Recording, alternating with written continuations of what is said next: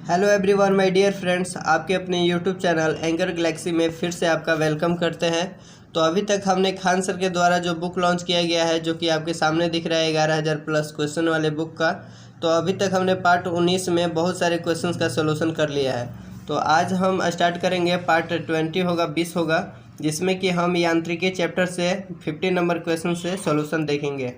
और बता दें फ्रेंड्स कि बहुत सारे जो दोस्त यार हैं, जो भाई बंधु है, कमेंट कर रहे थे कि आप वीडियो नहीं बना रहे हैं, वीडियो बनाइए सर, सॉल्यूशन करिए। तो यार बता दें कि बहुत दिन से हम भी परेशान थे। ज़रा एक CTI का एग्ज़ाम था, उसको लेकर के, और फाइनली वो एंट्रेंस एग्ज़ाम क्लियर हुआ। और फिलहाल मैं कोलकाता में हूँ, तो मुझे टाइम कम मिल पाता है, जिसकी वजह से मैं वीडियो बहुत दिन के बाद अपलोड कर रहा हूँ। तो इसके लिए सॉरी बोलना चाहूँगा। तो बातें ख़त्म होती है, चलिए 50 नंबर क्वेश्चन से शुरुआत करते हैं। 50 नंबर क्वेश्चन है कि यदि एक m द्रव्यमान वाली वस्तु को जमीन से h ऊंचाई तक उठाया जाता है, तो इस क्रिया के लिए बल की आवश्यकता होती है। वस्तु को उठाने के लिए आवश्यकता न्यूनतम बल डैश डैश डैश के समान होता है। तो इसका जो राइट आंसर हो जाएगा, खुद से आप ट्राई कीजिएगा। तो इसका right answer option number B होगा। कैसे होगा आइए समझते हैं। तो यहाँ से हमने इसके पहले भी डिस्कस किया था कि कार्य बराबर एक फार्मूला होता है m into G into H, और जिसमें कि m द्रव्यमान वाली वस्तु को जब हाइट h तक उठाने की बात कही जाए तो इस फार्मूला को हम लागू करते हैं। और कार्य बराबर एक और फार्मूला होता है जहाँ बल गुने विस्थापन का प्रयोग किया जाता है, जहाँ कि F जो है फोर्स है, बल है, और S जो है विस्थापन यानी डिस्प्लेसमेंट बोला जाता है। तो S से उसे सूचित किया जाता है विस्थापन, यानी कि विस्थापन भी एक दूरी है, जो कि एक वस्तु यहाँ से यदि है, यहाँ है, तो इस पर यदि F फोर्स लगाया जाए तो यह विस्थापित होती है, दूरी की कोई भी दूरी तय करती है, तो इसे भी हम विस्थापित करते हैं। यानी ये कह सकते हैं मोटा मोटी कि अब ये भी एक दूरी है। और जब इस कार्य दोनों फार्मूला जो है, इन दोनों को आपस में बराबर करेंगे, क्योंकि दोनों ही कार्य बराबर फार्मूला होता है। तो m into G into H equal to हो जाएगा F इंटू एस। तो आप यहाँ से देख सकते हैं S भी एक दूरी है और H भी एक हाइट है, यानी कि ये भी एक दूरी है। तो H से S कट जाएगा, और यहाँ से आप देख सकते हैं जो कि न्यूनतम बल लगेगा वो वस्तु के द्रव्यमान के बराबर हुआ। तो यहाँ से आपका राइट आंसर हो जाएगा कि न्यूनतम बल डैश डैश डैश के समान होता है। किसके समान होता है? तो वस्तु के वजन के बराबर, यानी वस्तु के द्रव्यमान के बराबर। तो आपका राइट आंसर ऑप्शन बी हुआ। आशा करते हैं आप समझे होंगे। चलिए 51 नंबर क्वेश्चन देखते हैं। 51 नंबर है, जब किसी प्रतिरक्षा बल F को विपरीत दिशा में लगाया जाता है, यानी कि कहने का क्वेश्चन का मतलब है कि कोई भी m द्रव्यमान की वस्तु है और इस पर यदि प्रतिरक्षा बल, यानी कि दोनों तरफ सेम फोर्स होना चाहिए। यदि इधर F1 लग रहा है तो इसके विपरीत बोला गया है, विपरीत दिशा में, यानी इधर भी लेफ्ट राइट के उल्टा लेफ्ट हुआ तो लेफ्ट साइड भी F1 लगना चाहिए। जब ऐसी स्थिति में बल लगाया जाता है तो दो दिशाओं के बीच कोण क्या होगा, मतलब कोण क्या होगा? तो F1 से लेकर F2 के बीच एक संरेखीय लाइन हुआ, लीनियर एक लाइन हुआ। तो इन दोनों के बीच आप देख सकते हैं कि एक क्या हुआ, 180 डिग्री का, यानी 180 डिग्री का एंगल प्राप्त हुआ। तो इसलिए इसका राइट आंसर ऑप्शन सी हो जाएगा। नेक्स्ट क्वेश्चन देखते हैं। 52 नंबर है। 52 नंबर क्वेश्चन कहा जा रहा है कि निम्नलिखित में से कौन सी भौतिक इकाई एक वस्तु की स्थिर या एक समान गतिशील स्थिति को बदलती है या बदलने का प्रयास करती है। कहने का मतलब है कि कोई भी वस्तु है, यदि वो गतिशील है यानी गति में है तो ठीक है, एक समान गति से चल रही है, या रुका हुआ है तो ठीक है वो रुका हुआ है, लेकिन उसमें उसकी स्थिति को बदल देती है। यदि 1 किलोमीटर प्रति आवर से चल रही है तो 2 किलोमीटर प्रति आवर से हो जाएगी, या कोई वस्तु रुकी हुई है तो वो उसकी स्थिति में परिवर्तन हो जाएगी। कब? तो उस पर उसके लिए बदलने का प्रयास जो करता है वो भौतिक इकाई का नाम है बल। यानी बल जो है दोषी होता है इसके मोमेंट के लिए। 53 नंबर क्वेश्चन देखते हैं। 53 नंबर है कि कोई वस्तु सतत चाल से गति करती है जब इस पर कोई डैश डैश न लग रहा हो, यानी कि कौन सा इकाई है, इसमें भी वही क्वेश्चन है कि सतत चाल से गति कर रही है और उस पर छेड़छाड़ ना हो तब तक, जब तक उस पर क्या न लग रहा हो, तो बल न लग रहा हो। यानी 53 नंबर का भी ऑप्शन जो है सी सही हो जाएगा। इसके बाद 54 नंबर क्वेश्चन देखते हैं। 54 नंबर है, निम्नलिखित में से कौन सा प्रकृति में कभी अकेले नहीं होता है। बात कही जाए कि अकेले नहीं होता है, यानी कि जड़त्व की बात की जाए तो जड़त्व है जिसे इनर्शिया बोलते हैं, ये तो अकेले नहीं रहता है। संवेग भी है, अकेले नहीं रहता है। लेकिन बल जो है एक भौतिक इकाई ऐसा है जो कि सिंगल रहता है, सिंगल नहीं रहता है। यानी कि बी जो है आपका राइट आंसर हो जाएगा 54 का, option number B. 55 number question देखते हैं। 55 नंबर क्वेश्चन है कि निम्नलिखित में से कौन सा एक वस्तु पर लागू संतुलित बल का प्रभाव है। ऑप्शन के थ्रू बताना है आपको इसका राइट आंसर कि कौन सा ऐसा ऑप्शन है जिसमें कि मतलब जो संतुलित बल का प्रभाव उसमें होना चाहिए। संतुलित बल मतलब समझना होगा आपको पहले कि संतुलित बल एक ऐसा बल होता है जो किसी वस्तु पर अगर लग रहा हो तो उस पर कोई भी जो कार्य हुआ हो वो जीरो होना चाहिए, कार्य बराबर जीरो होना चाहिए, वो संतुलित बल कहलाता है। यदि आप फिजिकल रूप से समझें तो ऐसा हम कह सकते हैं कि एक वस्तु जैसे स्थिर है, यदि इधर से F बल लगाया जाए और इधर से भी F बल लगाया जाए तो यह कहीं मूव नहीं करेगा, लेकिन इस पर जो बल लगाया जाए वो बिल्कुल जीरो है, क्योंकि कार्य भी इस पर जीरो होगा, क्योंकि एक दूसरे के प्रति बल लगाया जा रहा है। तो ये बल जो होता है संतुलित बल कहलाता है।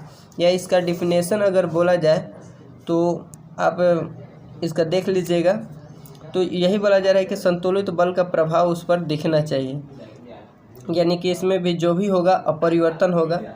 तो ऑप्शन ए है कि एक वस्तु की आकृति में परिवर्तन, ऑप्शन बी है कि एक वस्तु की स्थिर अवस्था में परिवर्तन, सी है कि एक वस्तु की गति दिशा में परिवर्तन और डी है कि एक वस्तु की गति में परिवर्तन। तो यहाँ तो संतुलित बल कहीं भी कार्य करता है तो वहाँ तो परिवर्तन होता नहीं है, तो यानी कि अपरिवर्तन होता है।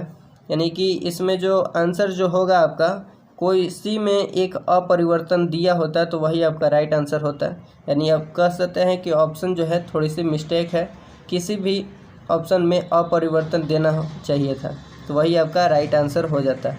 क्योंकि संतुलित बल का मतलब होता है कि किसी भी वस्तु पर लगाया गया ऐसा बल जिस पर कि कोई भी कार्य का मान जीरो होता है, लगाया गया बल का मान जीरो होता है।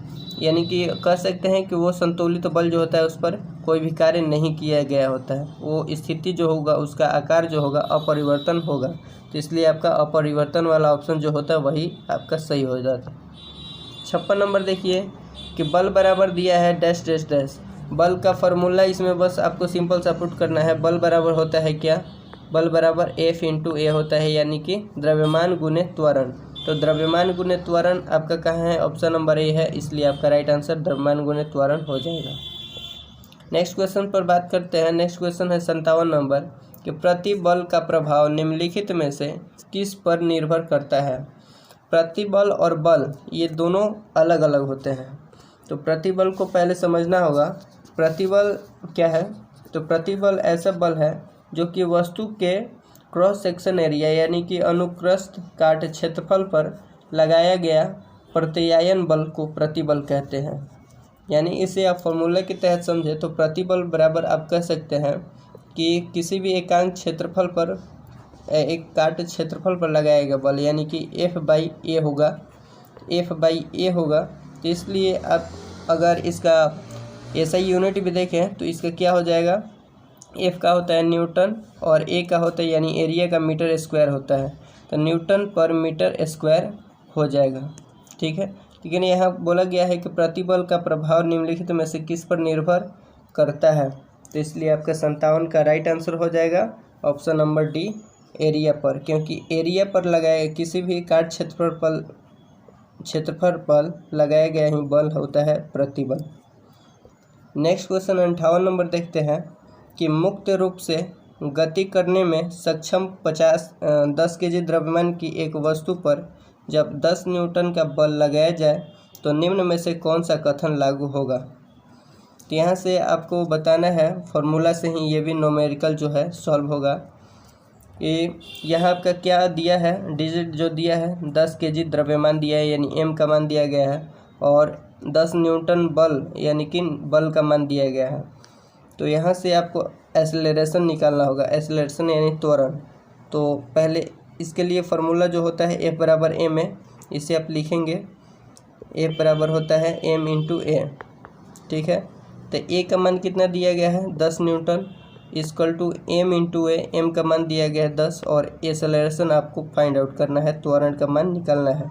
तो 10 बराबर 10 यहाँ से कट जाएगा, तो A का मान क्या निकला 1 निकला 1 मीटर पर सेकेंड स्क्वायर, यानी कि ऑप्शन नंबर सी जो है आपका राइट आंसर हो जाएगा, क्योंकि त्वरण का जो डायमेंशन होता है मीटर पर सेकेंड स्क्वायर होता है, मीटर पर सेकेंड स्क्वायर।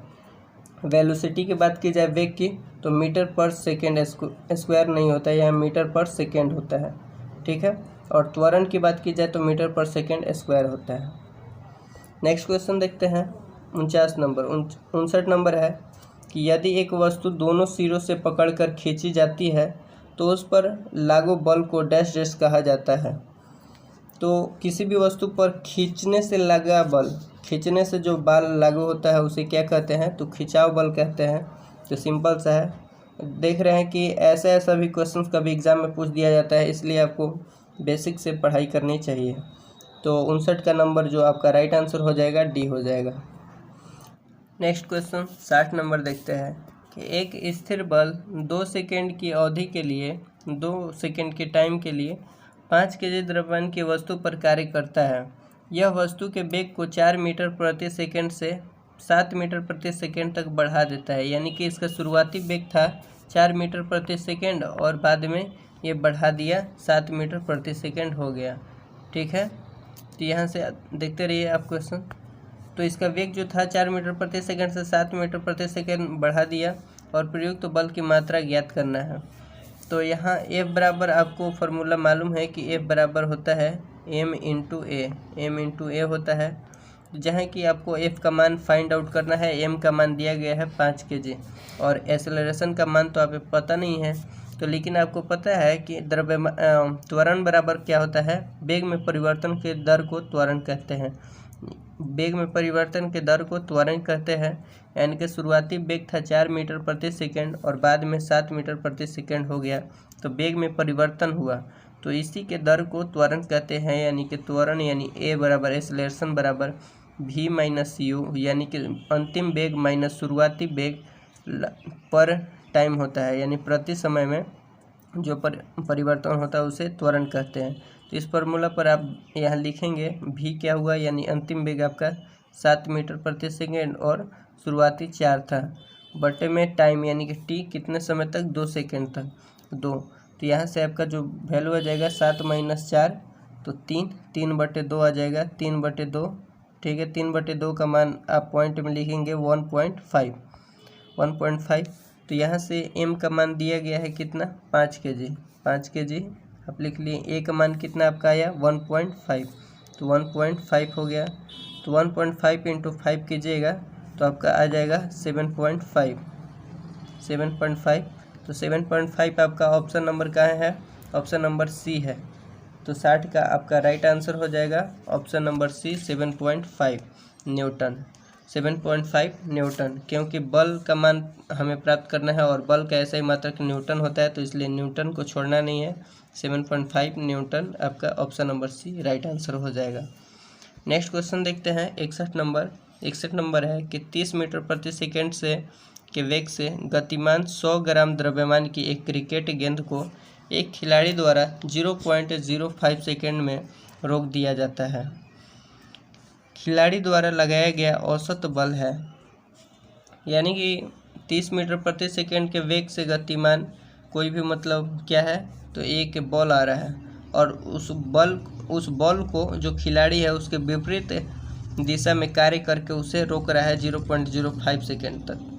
तो उसके द्वारा जो बल लगाया गया क्रिकेटर द्वारा जो कैच कर रहा था, तो उसका मान निकालना है। तो यहाँ से वेग का मान दिया गया है आपका 30 मीटर प्रति सेकेंड, जो कि v का मान दिया गया है, और 100 ग्राम जो है आपका मास का मान दिया गया है। ठीक है, तो इसे हम केजी में भी अभी चेंज करेंगे, क्योंकि m का मान कभी भी आप न्यूमेरिकल सॉल्यूशन करें तो केजी में करके करें तो आपको इजी होगा। और 0.05 सेकेंड में रोक दिया जाता है, यानी कि टाइम का जो मान दिया गया 0.05 सेकेंड दिया गया। तो F बराबर क्या फार्मूला होता है, औसत बल बोला है, तो F बराबर होता है m इंटू ए। ठीक, m इंटू ए, तो m का मान कितना दिया गया है 100 ग्राम, 100 ग्राम। और a का मान यानी एक्सेलरेशन आपको निकालना है। तो वेग में परिवर्तन के दर को त्वरण कहते हैं। तो वेग का मान कितना दिया गया है 30 मीटर प्रति सेकंड। तो 30 a बराबर v/t होता है। तो 30 हुआ और t यानी कितने समय के लिए, तो 0.05 के लिए, 0.05 के लिए। तो ये पॉइंट हटा तो ऊपर डबल जीरो और 5 से कटा तो 600, 600। तो 600 क्या हुआ, मीटर प्रति सेकेंड स्क्वायर हो गया। ये मान हो गया एक्सेलरेशन का, इंटू 600 मीटर प्रति सेकेंड स्क्वायर। ए का मान निकल गया यहाँ से। ठीक है, आप समझ रहे होंगे। अब यहाँ से देखना है कि द्रव्यमान का मान दिया था 100 ग्राम। तो द्रव्यमान का मान 100 ग्राम है, तो इसे केजी में करने के लिए 1000 से डिवाइड करेंगे। अब यहाँ भी डिवाइड करके पहले यहाँ लिख सकते हैं, या यहाँ भी डायरेक्ट आप 1000 से डिवाइड कर सकते हैं।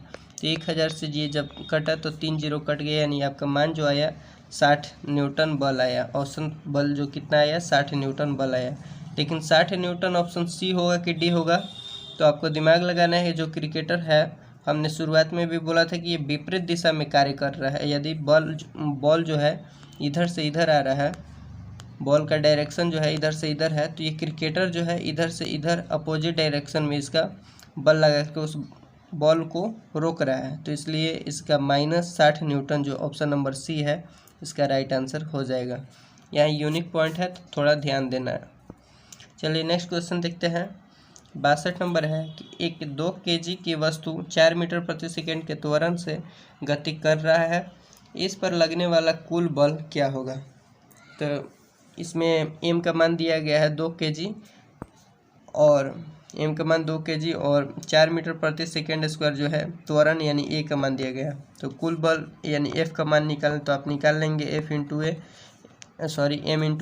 a बराबर m है। तो m का मान दिया है 2 kg, a का मान दिया गया 4 मीटर प्रति सेकेंड। तो 4 दूनी की 8 न्यूटन हो गया आपका बल का मान, यानी कि आपका right answer option number D हो जाएगा। ऐसे क्वेश्चन आप आशा है कि चुटकियों में कर लेंगे। नेक्स्ट क्वेश्चन 63 नंबर देखते हैं। 63 नंबर है कि 100 kg द्रव्यमान की एक पिंड की गति 5 सेकेंड में 5 मीटर प्रति सेकेंड से 15 मीटर प्रति सेकेंड हो जाती है। यानी कि इसकी शुरुआत जो 100 kg की द्रव्यमान है, इसके 5 सेकेंड में टाइम दिया है, 5 सेकेंड में इसका जो वेग है शुरुआत में 5 मीटर प्रति सेकेंड था और बाद में 15 मीटर प्रति सेकेंड हो गया। यानी वेग में परिवर्तन हो रहा है, तो उस पर एक समान त्वरण आरोपित है। हाँ, बिल्कुल सही बात है कि उस पर त्वरण आरोपित होगा, पर पिंड पर आरोपित बल की गणना करना है। अब बल का मान आपको बताना है, तो बल का मान निकालना है। तो बल बराबर क्या होता है, द्रव्यमान गुणित त्वरण। द्रव्यमान का मान दिया गया है, त्वरण का मान आपको कैसे पता करना है। तो बोला है मैंने कि त्वरण बराबर जो होता है वेग में परिवर्तन के दर को त्वरण कहते हैं। यानी कि शुरुआती वेग था इसका 5 मीटर प्रति सेकेंड, यानी u का मान है, और v का मान यानी कि अंतिम वेग जो है 15 मीटर पर सेकेंड है। तो a बराबर त्वरण बराबर फॉर्मूला होता है v - u/t। t जो है प्रति सेकेंड टाइम हुआ। तो v कितना है आपका 15 और -u यानी कि कितना दिया है क्या 5। तो भाई t कितने के समय के लिए, तो 5 सेकेंड के लिए। तो 15 - 5 10, 10/5 बराबर 2 हो गया। 2 आपका मीटर पर सेकेंड स्क्वायर जो हो गया, एक्सेलरेशन का मान निकल गया, त्वरण का मान निकल गया। तो अब यहाँ से आप बल बराबर निकाल सकते हैं। F बराबर ma होता है। तो m का मान दिया गया है 100 और a का मान दिया गया है, यहाँ से फाइंड आउट हुआ 2। तो यहाँ से 200 जो है न्यूटन आपका बल का मान हो गया। F बराबर m इंटू a होता है, m का मान ये, a का मान 2। तो F बराबर 20 न्यूटन हो गया, 200 न्यूटन हो गया आपका ऑप्शन नंबर डी। अब यहाँ से एक लॉजिक वाली क्या बात है कि इतना सॉल्यूशन आपको करने की ज़रूरत ही नहीं है। कितने बार क्या होता है कि ऑप्शन बाय ऑप्शन के थ्रू ही आप चुटकियों में बहुत ही कम सेकेंड में आपका आंसर फाइंड आउट कर सकते हैं। बस थोड़ी सी एक दिमाग लगाना है। इसमें क्या करना था, आपको क्वेश्चन में पढ़ना था पहले और देखना था कि क्या निकालना था। तो क्या निकालना था आपको, बल का मान निकालना था। और ऑप्शन में आप देख सकते हैं कि ऑप्शन में ए दिया गया है 200 पास्कल, 200 जूल और 200 केजी और 200 न्यूटन। तो यहाँ से दिमाग लगा सकते हैं आपके बल का ऐसा ही मतलब न्यूटन होता है, यानी जो भी बल का मान आएगा उसमें जो उस ऐसा ही यूनिट लगा होगा उसमें न्यूटन लगा होगा। और देख सकते हैं कि चारों ऑप्शन में एक अकेला ऑप्शन नंबर डी है जिसमें कि न्यूटन लगा है। ठीक है। तो इसलिए यहाँ से आप डायरेक्ट आंसर भी कर सकते हैं कि इसका जो आंसर होगा न्यूटन होगा, और न्यूटन होगा यानी कि 200 न्यूटन होगा। राइट आंसर ऑप्शन डी हो जाएगा। ठीक है। तो बहुत बार ऐसा क्वेश्चन आ जाता है, तो आपको बाई ऑप्शन के थ्रू ही आंसर लगा देना होगा। 64 देखिए, 64 है कि 20 किलोग्राम द्रव्यमान वाली वस्तु को 4 मीटर प्रति सेकंड के त्वरण के साथ स्थानांतरण होता है। यानी कि कोई वस्तु है 20 केजी का और 4 मीटर प्रति सेकंड से वो मूव करता है, आगे स्थानांतरित होता है, चलता है, फिरता है, कुछ भी कर सकते हैं। उस पर लगने वाला बल की मात्रा क्या हो गई। फिर आपको फोर्स का मान निकालना है। F बराबर ma होता है। m का मान दिया गया है 20 kg और a का मान दिया गया है डायरेक्ट यहाँ दिया गया है इस बार एक्सेलरेशन त्वरण। या यदि यहाँ त्वरण नहीं भी दिया रहे तो आपको यहाँ इसके डायमेंशन से पहचानना होगा कि मीटर पर सेकंड जहाँ भी दिया हो यह त्वरण का मान होता है। तो त्वरण का मान कितना दिया है 4, और 20 इंटू 4 कीजिएगा तो आपका 80 आ जाएगा, यानी कि F का मान 80 न्यूटन आएगा। 80 न्यूटन को नहीं छोड़ना है, 80 न्यूटन। तो 80 न्यूटन जो है ऑप्शन नंबर ए है आपका, राइट आंसर ए हो जाएगा। 65 नंबर देखते हैं। 65 नंबर है कि जब 100 न्यूटन का एक बल 50 केजी द्रव्यमान की एक वस्तु पर लगाया जाता है तो उत्पन्न होने वाला त्वरण की गणना कीजिए। तो जो त्वरण होगा उत्पन्न होगा उसकी गणना करना है इस बार। तो F बराबर ma होता है, आपको मालूम है F बराबर ma। F का मान दिया गया है इसमें न्यूटन, 100 न्यूटन का एक बल का मान दिया गया है 100 न्यूटन। ठीक है। m का मान कितना दिया गया 50 केजी, द्रव्यमान लिखा भी है 50 हम लिख देंगे। अब a का मान निकलना है, त्वरण a हो गया। तो यहाँ से आप देख सकते हैं 50 इंटू 2 दो बार में कट गया, यानी कि a का मान निकल गया 2 मीटर पर सेकेंड स्क्वायर। यानी ऑप्शन नंबर बी जो है 65 का आपका राइट आंसर हो जाएगा। ठीक है। नेक्स्ट क्वेश्चन देखते हैं। 5 मीटर पर सेकेंड स्क्वायर, सॉरी बी नहीं ए होगा, यहाँ -2 होना चाहिए। बी भी हो जाता लेकिन आपका जब ये 2 मीटर 22 सेकेंड स्क्वायर रहता, इस तरह से रहता तब आपका बी हो जाता, पर यहाँ इंटू में है तो इंटू में रहने का मतलब कि माइनस में 2 का पावर होना चाहिए यहाँ, तब आपका सही होगा, इसलिए आपका राइट आंसर ऑप्शन ए हो जाएगा। नेक्स्ट क्वेश्चन देखते हैं। नेक्स्ट क्वेश्चन है कि एक स्थिर बल 2 सेकेंड की अवधि के लिए, कोई स्थिर बल है 2 सेकेंड टाइम के लिए 5 केजी द्रव्यमान की वस्तु पर कार्य करता है। 5 केजी के द्रव्यमान की वस्तु है और उस पर कार्य करता है। यह वस्तु के वेग को 6 मीटर प्रति सेकेंड से 8 मीटर प्रति सेकेंड तक बढ़ा देता है। जब बल लगता है उस पर कार्य होता है तो उसका वेग में परिवर्तन हो जाता है, बढ़ जाता है उसका वेग, और उस बल की मात्रा ज्ञात करना है, कितना बल लगाया गया कि उसका वेग जो है 6 मीटर प्रति सेकेंड से 8 मीटर प्रति सेकेंड बढ़ गया। तो यहाँ से आप वेग का मान देख सकते हैं कि शुरुआती वेग जो था 6 था, u का मान है, v का मान हो गया 8। तो यहाँ एक्सेलरेशन यानी त्वरण का मान जो आएगा, वेग में परिवर्तन के दर को त्वरण कहते हैं। तो वेग का परिवर्तन कितना हुआ, तो अंतिम माइनस इनिशियल घटाते हैं, फाइनल माइनस इनिशियल। 8 माइनस 6 गया तो 2 हो गया। बाई टाइम कितना लगा था 2 सेकेंड, 2 तो 2/2 कट गया, तो यानी 1 मीटर पर सेकेंड स्क्वायर जो है आपका निकल गया एक्सेलरेशन त्वरण का मान। तो F का मान क्या होगा, तो F बराबर m इंटू ए होता है, यानी कि द्रव्यमान F बराबर m इंटू ए, और द्रव्यमान का मान कितना है 5 केजी में होना चाहिए। जैसे द्रव्यमान का कभी भी मान जो दिया रहे वो केजी में होना चाहिए, ध्यान दीजिएगा। यदि ग्राम में रहेगा तो उसमें 1000 से हम डिवाइड कर देंगे, वही हमारा मान हो जाएगा। अब a का मान कितना है 1 मीटर पर सेकेंड स्क्वायर है, तो 1 यहाँ लिख देंगे। तो F बराबर कितना निकला 5 न्यूटन, यानी 5 न्यूटन ऑप्शन नंबर ए है। तो आपका राइट आंसर ऑप्शन ए हो जाएगा। ठीक है। नेक्स्ट आपका क्वेश्चन नंबर है 67 नंबर, 67 नंबर कि 25 केजी के द्रव्यमान वाली कोई वस्तु 8 मीटर प्रति सेकेंड के समान त्वरण के साथ गतिमान है, तो वस्तु द्वारा लगाया गया बल क्या होगा। यानी 25 केजी के द्रव्यमान है और उस पर 8 मीटर प्रति सेकेंड के त्वरण के साथ चल रही है, तो उस पर लगाया गया बल जो होगा, कितना बल लगाया जा रहा होगा कि वह 8 मीटर प्रति सेकेंड स्क्वायर से के त्वरण के साथ चल रही है, जो जिसका वजन जो है 25 केजी है। ठीक है। तो लगाया गया बल F बराबर ma होता है। फिर से हम बता दें F बराबर ma और F बराबर m में होता है तो m का मान दिया गया 25 kg और a का मान 8 मीटर पर सेकेंड स्क्वायर दिया गया है। 25 चौक है 100, 25 8 है 200, तो 25 8 है 200 हो गया 200 न्यूटन, यानी ऑप्शन नंबर ए जो है राइट आंसर हो गया। आप देख सकते हैं इसमें भी लॉजिक लगाया गया है, इसमें भी आपको डायरेक्ट आंसर लगा सकते हैं, क्योंकि जो जिसका डायमेंशन दिए गए ऐसे यूनिट सब अलग अलग है और इसलिए यदि 2 3 में दिया रहता न्यूटन तो हमें फाइंड आउट करने की ज़रूरत था, लेकिन इसमें डायमेंशन से ही आप पता लगा सकते हैं कि इसका जो राइट आंसर क्या होगा, तो न्यूटन के साथ होगा, क्योंकि बल का मान पूछा गया है तो न्यूटन होगा।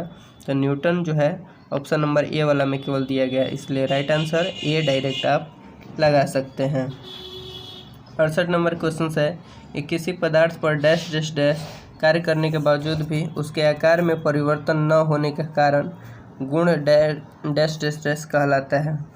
तो कोई भी पदार्थ है तो उस पर डैश डैश डैश कार्य करने के बावजूद भी, यानी कि बाहरी जो बल है उस पर उसके साथ कार्य करने के बावजूद भी, यानी बाह्य बल, यानी ऑप्शन नंबर देखिए ए बी सी में भी दिया गया, नहीं बी और सी में दिया गया, यानी बी और सी में से कोई एक आंसर होगा। अब आगे क्वेश्चन पढ़ते हैं। तो बावजूद भी उसके आकार में परिवर्तन न होने का गुण डैश डैश डैश कहलाता है, यानी कि दृढ़ता कहलाता है। तो दृढ़ता यानी ऑप्शन नंबर सी जो है राइट आंसर हो जाएगा। इसे आप याद करना होगा। ये कोई भी बाह्य बल पर कार्य करने के बावजूद भी, बाह्य बल के साथ कोई भी वस्तु पर कार्य करने के बावजूद भी उसका जो है परिवर्तन नहीं होता है, तो किस में, तो दृढ़ता में परिवर्तन नहीं होता है, जिसे हम दृढ़ता कहते हैं। तो ऑप्शन नंबर सी जो है आपका राइट आंसर हो जाएगा। नेक्स्ट क्वेश्चन देखते हैं 69 नंबर क्वेश्चन से आपका है कि 15 kg द्रव्यमान का एक पिंड 5 मीटर प्रति सेकेंड स्क्वायर की गति से गतिमान है, तो उस पर कार्यान्वित बल डैश डैश डैश होगा। तो उस पर जो कार्य किया जाएगा बल का मान क्या होगा। तो F बराबर m में होता है, m का मान, अब डायरेक्ट हम सॉल्यूशन करते हैं। m का मान 15 kg और 5 मीटर पर सेकेंड स्क्वायर, a का मान 15 × 5 हो जाएगा, 15 × 5 = 75 न्यूटन, यानी ऑप्शन नंबर डी का राइट आंसर हो जाएगा। कैसे हुआ, इसके बेस पर मैंने बहुत सारे क्वेश्चंस किए हैं इसके पहले और आप उसे समझ गए होंगे, तो आशा है कि आप इसे भी कर लेंगे। नेक्स्ट क्वेश्चन देखते हैं 70 नंबर है कि किसी वस्तु के संवेग में 0.02 सेकेंड में 10 kg मीटर प्रति सेकेंड परिवर्तन होता है, तब वस्तु पर कार्य कर रहा है बल है। तो अब बल का मान बताना है आपको। यहाँ से आपको पता लग सकता है कि क्या क्या का मान दिया गया है यहाँ से। तो यहाँ से जो दिया गया है 10 kg मीटर पर सेकेंड है, यानी कि यहाँ इंटू रहेगा, तो यही ऊपर वाला जो मीटर पर सेकेंड है ऊपर जाएगा, तो यहाँ इसका मान जो है चेंज होकर के यहाँ ऊपर जाएगा, तो क्या हो जाएगा, मीटर पर सेकेंड पर -1 हो जाता है। तो इसी को जब हम नीचे लिखें तो ये माइनस हट गया और ये सिंपल से ऐसे हो गया, ठीक है। यहाँ kg किसका डायमेंशन होता है, तो द्रव्यमान का। तो द्रव्यमान का यानी कि आप कह सकते हैं कि m का मान जो दिया गया है 10 kg दिया गया है। मीटर पर सेकेंड किसका होता है, तो वेग का, यानी कि v यानी वेलोसिटी यानी वेग का मान दिया गया है 1 मीटर पर सेकेंड। कुछ भी मान नहीं है, यानी कि यहाँ 1 है, ठीक है। तो वस्तु पर कार्य कर रहा बल, यानी कि आपको क्या बताना है, तो बल का मान बताना है, यानी फोर्स का। तो A बराबर होता है m × a, जहाँ की m का मान 10 kg है, a का मान कैसे मालूम चलेगा, तो वेग में परिवर्तन के दर को त्वरण कहते हैं। तो वेग का मान 1 मीटर पर सेकेंड है, या माइनस होगा, और टाइम कितना दिया गया है, तो 0.02 है, यानी कि a बराबर v/t होता है। तो v का मान 1/t, तो t का मान 0.02, तो 0.02 होगा। यहाँ पॉइंट हटेगा, यहाँ से पॉइंट हटेगा तो ऊपर आ जाएगा 000, क्योंकि पॉइंट के बाद डबल डिजिट है। यहाँ से 2 से कटेगा तो 50 मीटर पर सेकेंड स्क्वायर जो है आपका मान आएगा किसका, a का मान 50 मीटर पर सेकेंड स्क्वायर। तो यहाँ से m का मान निकला था 10 kg और a का मान निकला कितना, 50 मीटर पर सेकेंड स्क्वायर। तो यहाँ से 500 न्यूटन जो हो गया आपका राइट आंसर हो जाएगा। तो 500 न्यूटन यानी ऑप्शन नंबर सी जो है आपका राइट आंसर हो जाएगा। थोड़ी लिखने में परेशानी होती है, उस तरह का अभी सिस्टम नहीं है अवेलेबल हमारे पास, तो इसलिए आप कोशिश कीजिएगा कि इसे ही समझते जाइए, कैसे किस पॉइंट के बाद मैं कहाँ लिखता हूँ, तो उस पॉइंट को देखते जाइए। ठीक है। 71 नंबर देखिए क्वेश्चन है कि निम्नलिखित में से क्या एक वस्तु पर लागू असंतुलित बल का प्रभाव नहीं है। क्या कहा जा रहा है कि जो ऑप्शन दिया गया है इसमें से मतलब कौन सा ऑप्शन सही होगा कि जिस पर एक असंतुलित बल का प्रभाव नहीं होता है। तो एक वस्तु की गति में परिवर्तन, ऑप्शन ए है कि एक वस्तु की गति में परिवर्तन, यानी कि एक असंतुलित बल जब वस्तु पर लगता है तो क्या उसकी गति में परिवर्तन नहीं होता है, परिवर्तन जो होता है तो उस पर असंतुलित बल का प्रभाव नहीं है। और बी है कि एक वस्तु की गति की दिशा में परिवर्तन। सी है कि वस्तु की गति में परिवर्तन का कारण नहीं बनता। डी है कि एक वस्तु की स्थिर अवस्था में परिवर्तन। तो 71 का जो आपका राइट आंसर होगा ऑप्शन नंबर सी होगा कि वस्तु की गति में परिवर्तन का कारण नहीं बनता। जो है असंतुलित बल का प्रभाव नहीं है, तो असंतुलित बल का प्रभाव नहीं है यानी कि वस्तु की गति में परिवर्तन का कारण नहीं बनता है। तो ऑप्शन नंबर सी जो है आपका राइट आंसर हो जाएगा। आप समझे होंगे, नहीं समझे हैं तो फिर से आपको मैं समझाता हूँ। इसके बाद का क्वेश्चन है 72 नंबर। 72 नंबर है, ये भी देखिए थ्योरेटिकल क्वेश्चन है, तो काफ़ी वीडियो ज़्यादा लंबा हो जाएगा, इसलिए मैं थ्योरेटिकल क्वेश्चन को छोड़ देता हूँ, आप समझ लीजिएगा। और जिस भी क्वेश्चन में परेशानी होगी आप कमेंट कीजिएगा, मैं उसका सॉल्यूशन बता दूंगा, उसको समझा दूंगा। तो चलिए न्यूमेरिकल क्वेश्चंस को केवल सॉल्व करते हैं। तो जब 8 kg द्रव्यमान की किसी वस्तु पर कोई सतत बल 2 सेकेंड कार्य करता है तो वह वस्तु के वेग को 4 मीटर प्रति सेकेंड से 9 मीटर प्रति सेकेंड तक बढ़ा देता है। लगाए गए बल का परिणाम क्या होगा। 8 kg का द्रव्यमान है, कोई भी वस्तु है, और उस पर जब 2 सेकेंड के लिए कार्य करता है और वस्तु का वेग जो है 4 मीटर प्रति सेकेंड से 9 मीटर प्रति सेकेंड बढ़ जाता है, तो बल क्या लगाया होगा कि उसका जो है 4 मीटर प्रति सेकेंड से वेग 9 मीटर प्रति सेकेंड तक बढ़ गया, तो बल क्या लगाया होगा उसी का मान बताना। तो F बराबर A में होता है, M का मान दिया गया है 8 kg और A का मान यानी कि वेग में परिवर्तन के दर को त्वरण कहते हैं। तो वेग में परिवर्तन कितना हो रहा है, 9, 4 से 9 हो गए, यानी कि 5 का परिवर्तन हो रहा है। 5 का परिवर्तन कितना पर, तो 2 सेकेंड पर। 2 सेकेंड पर यानी कि 2 से डिवाइड कीजिएगा 5 में तो 2.5 हो जाएगा, 2.5। 2.5 यानी आपका क्या आ गया, एक्सेलरेशन। F का मान कितना, F का मान आपको निकालना था, M का मान कितना दिया था 8, A का मान निकला आपका 2.5। तो 2.5 यहाँ से 2.5 इंटू 8 कीजिएगा तो 8 दूनी के 16, 16 4 20 यानी कि 20 न्यूटन जो आ गया आपका F का मान आ गया ऑप्शन नंबर सी। आप नहीं समझे होंगे तो पिछले वाले सभी सॉल्यूशन को देख लीजिएगा, आप समझ जाएंगे। नेक्स्ट क्वेश्चन देखते हैं 74 नंबर। 74 नंबर है, ये भी देखिए थ्योरेटिकल क्वेश्चन है, ताकि सभी थ्योरेटिकल क्वेश्चन है तो इसको आप खुद से पढ़ लीजिएगा। और जहाँ भी परेशानी हो तो आप कमेंट कीजिए, बेहिचक कमेंट कीजिए, मैं उसका सॉल्यूशन जो है उसको डिफ़ाइन करूँगा और आपको ज़्यादा से ज़्यादा समझाने के प्रयास करूँगा। तो आपने इस सभी वीडियो को देखा, इसके लिए बहुत बहुत धन्यवाद। और फाइनली मैं बोलना चाहूँगा कि अगर जो भी भाई बंधु इस चैनल को फर्स्ट बार देख रहे होंगे, इस वीडियो को फर्स्ट बार देख रहे हैं, तो चैनल को सब्सक्राइब करके बेल आइकन को प्रेस कर लीजिए, ताकि इससे रिलेटेड मैं जितने भी एजुकेशनल पर्पज़ से वीडियो बनाऊँ तो उसका नोटिफिकेशन आपको मिलती रहे। वीडियो में अंत तक बनने के लिए धन्यवाद। जय हिंद, जय भारत। जो भी भाई बंधु इस चैनल को फर्स्ट बार देख रहे होंगे, इस वीडियो को फर्स्ट बार देख रहे हैं, तो चैनल को सब्सक्राइब करके बेल आइकन को प्रेस कर लीजिए, ताकि इससे रिलेटेड मैं जितने भी एजुकेशनल पर्पज़ से वीडियो बनाऊँ तो उसका नोटिफिकेशन आपको मिलती रहे। वीडियो में अंत तक बनने के लिए धन्यवाद। जय हिंद, जय भारत।